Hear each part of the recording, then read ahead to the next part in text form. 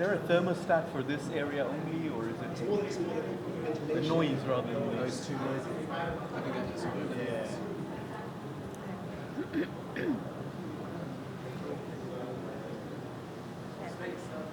Yeah. Assalamu alaikum, everyone. Where are my wa alaikum assalams? I can't hear. could hear you. Thank you so much for choosing. Can everyone hear me properly, first of all?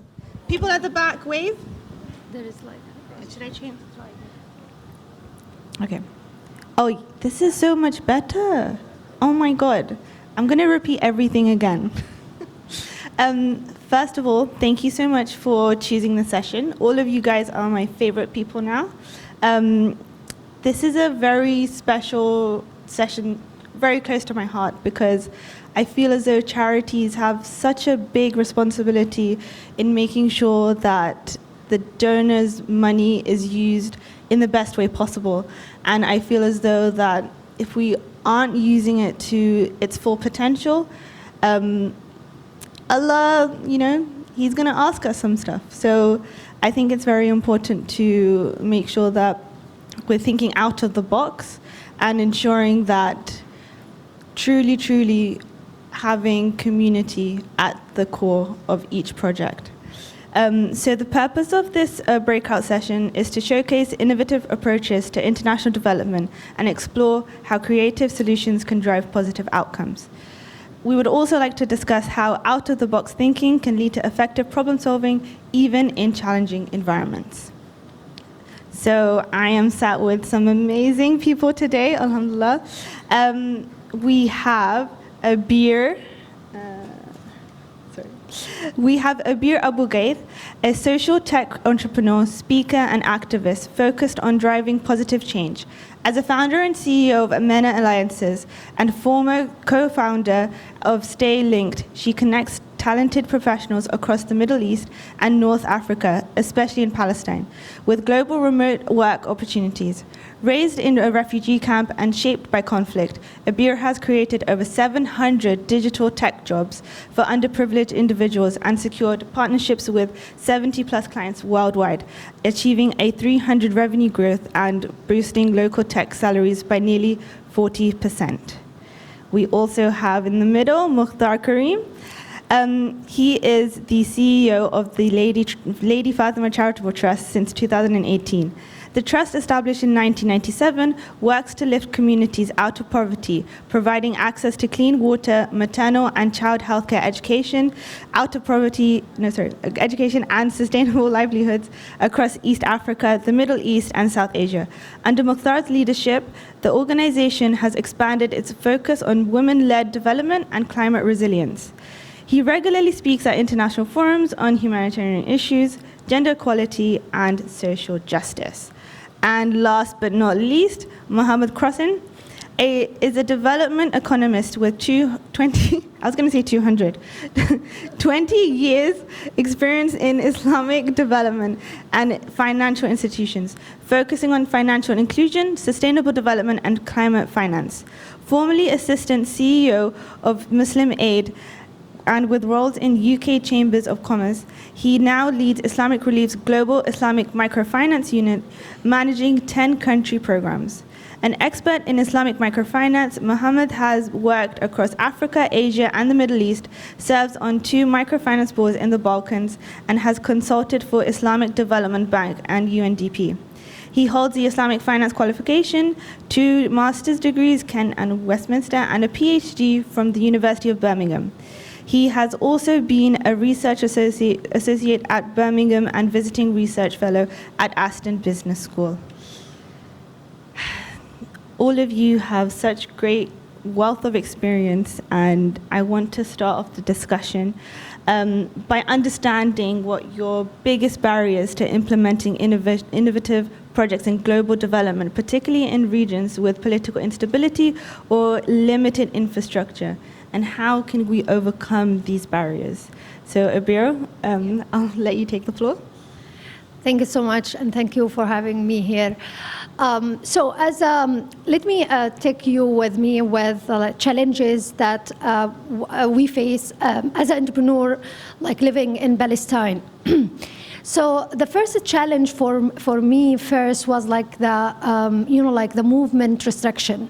So I'm living in Hebron. It's a city that filled with intention. We have living with Israeli settlers living with us, and we have also like checkpoints on entrance and exit for every city and every village in my area. So for example, my office is just like 10 minutes from my home. But if I want to go to my office, I have to go through 2 checkpoints before I arrive my office.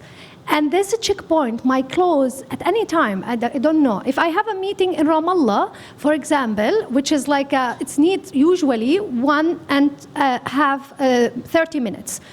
But sometimes it takes 4 hours from us. So that's number one. The second thing that because of the limitation of in movement, this make our society more conservative. So for example, our families become extra protective, especially on women. They want to protect us, so they don't allow us to go from one city to another city, because invasion can happen anytime. And that's also increase our challenges. The third thing that I want to say that we become like a donor-driven ecosystem. What that means that we are dependent on donation to running our community. But what is the problem with that? I would say that after I worked for 5 years with donors and in NGO sector. And the issue for us, like everyone take donation, universities, private sector, NGOs, all those people taking donation. So that's prevent us as an ecosystem to collaborate with each other. So we become like, competing with each other, and that's prevent us from collaboration. And that's another challenge because everyone see the other one as a competitor. And the other thing that it's become like the highest salary. It's for our society. It's for people who are working in NGOs. When I came here to London, I discovered that that's not the right thing to have. But in my society, that's what it's work. And also we spend a lot of money on something not important. Like for example, when we want to train people, we give a lot of money for the hall or the hotel that we will have. And if you spoil people, so for example, if you want to invite them, they will not pay for coming. You will pay for them to come. You will pay for their transportation. And that's create a kind of spoiled population, depending on donation. Now, the fourth challenge for us, it's the payment. That's one of the most struggle, or the biggest struggle for me, because when I want to pay for people and who's working with me as a freelancer or as a contractor in Gaza, for example, I face a challenge to pay for them because we have no PayPal working there. We don't have any digital payment at that time. And also we don't have 3G, or 3G is arrived for Palestine just like in 2018. In Gaza still we don't have a 3G. So this is part of the challenge. And also, by the way, we don't have, for example, for us as a as a people living there, we don't have Google Map. So when I went to Dubai for the first time in my life in 2014, I came late to the meeting because I get lost when the taxi driver put me on the near of the place, and I met the CEO, and then I said, I'm so sorry I came late. He said for me, you don't know how to use Google Map? I said, yes, we don't have Google Map. I never used it. So that's something impact us, for example, as to build our businesses. And because a lot of companies, they don't, there is a lot of risk in Palestine, we don't have investor. So the investment, it's just like, it's so difficult to get investment from like an investor to invest in your business. The last one, I promise, is the last challenge. There's many challenges, but I would say like this one, that also when I want to sell my services to other people for example, in United States or in UK, people think that we are living in tent. They have a very like a misconception about Palestinian. So when I said we have a people have a master degree doing AI and machine learning, they don't believe us because they think we are living in tent. So I have to convince them that we have a great talent there. So selling our service is not easy even because of this kind of perception, wrong perception about us. So even selling, it's not easy, and people think that we have a fire every time, and we have pumping everywhere in Palestine. So for some degree, there is some part they have to understand. There is part that have like this kind of like really bad situation, but there is other part that they can work. So that's the main challenge. Now. How I overcome these challenges?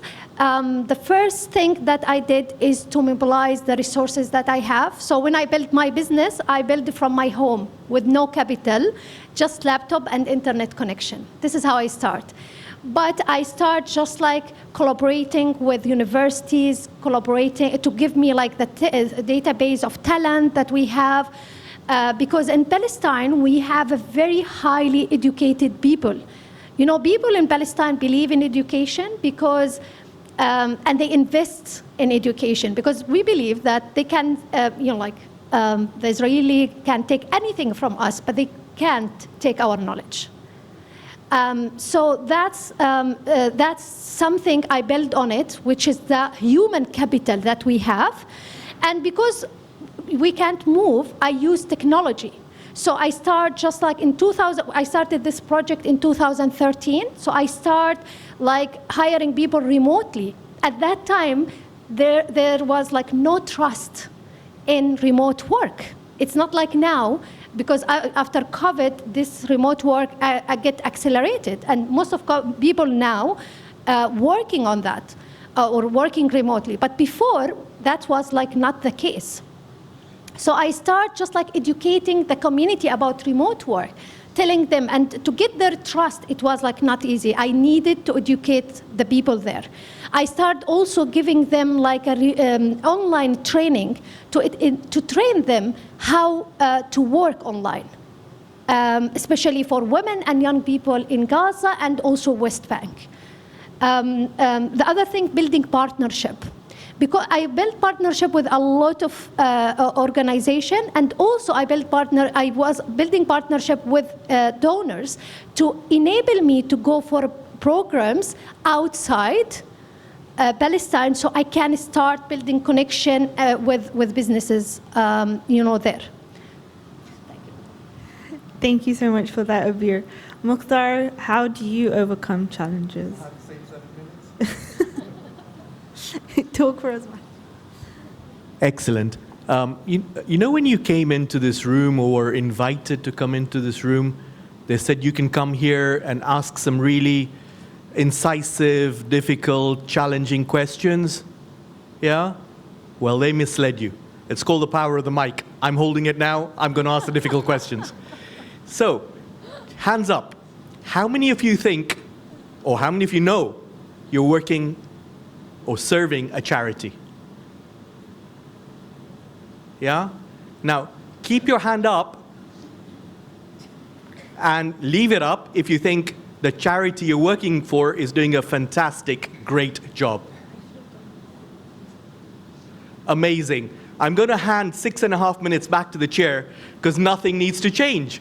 You're all here, you're all serving charities, and your charities are doing a fantastic job. So why change?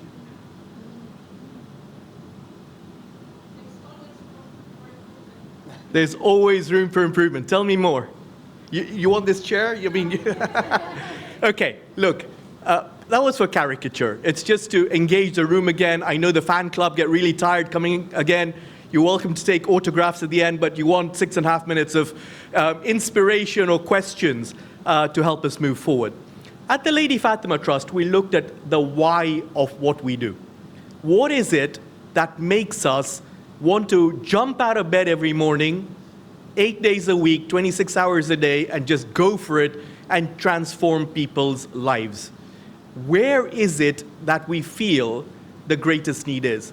And it was quite interesting. I was sat on the deathbed of our founder when I learned this. And someone came up to him and said, every charity worth its salt can transform the poverty of resource.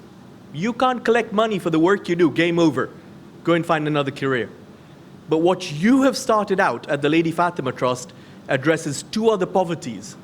And that is the poverty of hope, where people have lost hope that tomorrow can be any better than today, and the poverty of imagination. You know, we ask you a question, what if money wasn't an issue? What if you can travel first class to anywhere in the world? What if you can go and touch anyone's life and transform it? Well, the what if for them is, what if tomorrow I wake up and I have a meal? What if tomorrow I get up and I've got enough water to drink? What if I could just go back to that classroom where I used to sit, and 22 out of the 36 students I was with weren't killed in some bomb, didn't have to run for their lives, didn't have to do that. And restoring the what if, the imagination to say, Allah has created you for a purpose. I'm going to help you get back on your saddle and help you move forward in a way that really shows that the potential that you have in life can be maximized. So roll forward. We've got, there's 3 programs that I wanted to talk about. Maybe the next 7 minutes I'll tell you about the second one, and the third 7 minutes I'll tell you about the third one. But this 7 minutes, let's talk about Mothernomics. How many of you have heard about Mothernomics? How many of you have never heard about Mothernomics? Excellent. So those who have heard about Mothernomics, do you want to tell the ones that haven't heard about Mothernomics what they're missing out on? And I can just go on mute. Well, whilst I'm holding, you talked about it as being the power of the mic. Whilst I'm holding the mic, I may as well tell you. So when we try and quantify what we're looking to do, it's really important to see what is it we're measuring success by. What does good look like? Now, a number of charities out there will tell you 5,000 wells, 10,000 charities, 7 million cataract operations, and those are commodities that are great to measure a value by. But what have you helped do? I've got a phenomenal friend in the front row. Uncle Wise leads a charity that has worked on 8 million eyes. I think that's worth a round of applause. 8 million people who had no sight now have sight thanks to him and his organization's work. But what if the conversation we had is, what if we were able to restore vision with sight? Now that they can see, can we restore hope and imagination? So with the widowed mothers in Iraq, in Afghanistan, in Yemen, in East Africa that we wanted to work with, we asked them, what if you didn't come here and collect some sponsorship? What if you were able to do something for yourself and feed yourself and your children? What if we didn't talk about female empowerment, because I don't think it's for either gender to empower the other, but remove the barriers to self-actualization? And that led to the program we know as Mothernomics. Addressing the question, because as a lawyer I get paid by the minute, so I was hoping that I'd push the answer back into a few more minutes. My 7 minutes starts now, right? What are the 3 barriers that we face? It's the 3 M's. The first one I just described, mindset. The mindset of the rights holder, thinking tomorrow is going to be worse than today, if not just as bad. What if tomorrow could be the best day of my life? And if I could imagine something that was absolutely transformative, that childhood dream, my parents' wish for what I would do in life, my own vision for when I grow up, I want to be a space pilot. When I grow up, I want to understand what AI is about, you know. So we all have these childhood ambitions to realize. And what if that mindset shift to I can do it? Not maybe, not you're the next person to give me a sewing machine or a plow or something, but someone who's going to hold my hand through the process. And holding our hands through the process will help a very different me emerge from it. So the first M, mindset. The second M is marketing, and I resonate a lot with what my colleague here, Abeer, has said. When you're buying that product, don't consider it any less than what you would buy from anyone else. It's a human being with a machine, with eyesight, with a brain, and they are no different to getting coding from this community or coding from any other community. Because her job is to make sure that you've got the best coders to sign into. My job is that when Mothernomics has seamstresses, has bakers, not all salons, because they all ended up with customers like me and they lost money, right? So if you had effective seamstresses, effective bakers, effective coders, effective anything else, then you're expecting the best outcome from there. And don't apply a charity discount to it. Ask how much more can I do with you? Because Mothernomics, branded under Mom, is a six-stage process. It takes a mother who has lost any hope in life, gives her the mental health support, trains her in a skill, shows her the designs that she can make and the right to earn from a table. We take on the marketing, we take on the design, we take on the cash flow, we take on the customer conversations that every retailer knows is the biggest fun. So from that perspective, if you're able to carry the journey with the mother, then you're in a very different place. And the last M is the market. And the market of charities there always tries to say, okay, I like what I'm seeing there. Let me just call it Mothernomics and do it somewhere different. It dilutes both. You are not there to just compete on fundraising by just saying, I've got a Mothernomics program as well. You can donate to me and not him or her. It's by being authentic to what that journey is about. It's being authentic and saying, you're doing a good job, I'm going to help you. I'm going to signpost people towards you because I think you're doing a phenomenal job. It's not about badging the work. It doesn't matter whether it's got my name on there, your name, no name on there. What is important is that that person lives a different life story. Now, if any of that resonate with you, we've got a stall just outside at the Lady Fatemah Trust. It's got stress balls. And at the moment, the only people using the stress balls are my colleagues at the Lady Fatemah Trust because they're waiting for you to go along there and have a conversation with them. So the first thing you do when you go along there is take the stress ball out of their hands and you start using it because it'll stress you out to understand what they are doing and achieving on a day-to-day basis. But form that as the basis of the conversation and let these good ideas and communication and how we can help each other grow together as the power of the collective in the ummah go to different places. I think that was 7 minutes. Are you good at counting? Up to 5. Mohammed, Kroessin, we'll go to you about challenges. Thank you very much, Nadia, and Assalamu alaikum, everybody. I'm from Islamic Relief. We do not have a stall outside, so I'm come to the Lady Fatemah Trust, or take it from me here, so to speak, straight from the horse's mouth. I just wanted to talk before we talk about problems, give you some history about our journey, if you like, as with all due respect, the big beast in the Muslim charity sector that is well known, of course, as a humanitarian relief brand, right? I'm doing microfinance, so it's already, a secret that I'm sharing with you here because it's not very well known that we do other things than just providing relief in all these difficult areas in the world. But to some extent, and our founders outside actually, or do come and speak to him as well, Dr. Hani is here. Obviously, we started out in 1985 with the big Sudan famine, and he and other brothers went out there and provided, bought relief goods with donations that they raised in Birmingham and in other parts of the country. And today, obviously, you know, we are we nearly at a £300 million annual budget. 70% of that does go into relief, perhaps. But we also do, and maybe even from that very journey back from Khartoum at the time that Dr. Hani made, we actually realized we cannot really put that kind of sticking plaster on again and again and again, because you know, it's not effective really over the long term just to provide first aid. We have to really build the resilience of those people that we help.